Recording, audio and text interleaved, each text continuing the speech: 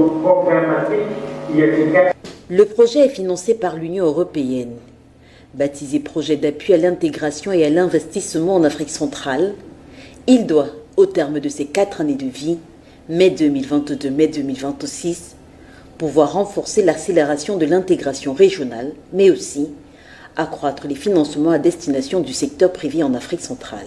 Le PERIAC est composé de 3 volets, dont un qui est géré par la délégation du Tchad. Donc aujourd'hui, ce n'est pas du tout le sujet. Aujourd'hui, nous sommes ici pour parler donc de tout ce qui est intégration régionale, donc la fusion des 2 REX, qui a déjà été actée par eux-mêmes, de tous les accords commerciaux et de l'investissement qui est le 3e volet, et ça concerne aussi tout ce qui est climat des affaires. Donc c'est tout un pan. Il y a déjà plusieurs actions qui sont venues, plusieurs programmes déjà en place dans la région, donc tout doit marcher en synergie, c'est à peu près ça. Le programme s'élève à 30 millions d'euros.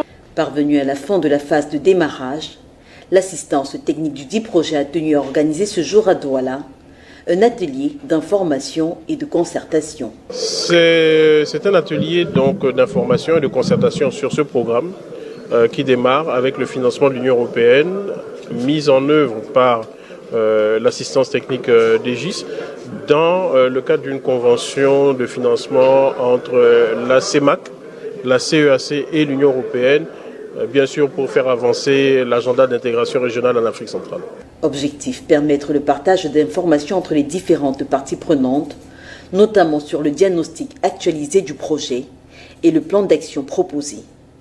Il était également question de discuter de la stratégie, de l'approche de mise en œuvre du programme et d'évaluer la capacité, le niveau d'engagement des différentes parties prenantes en encourageant l'adhésion de tous. En tant que partie prenante à la convention de financement, la CAC est là pour veiller à ce que les résultats ou les activités du programme qui seront menées soient favorables aux populations de la communauté et répondre aux intérêts des États membres.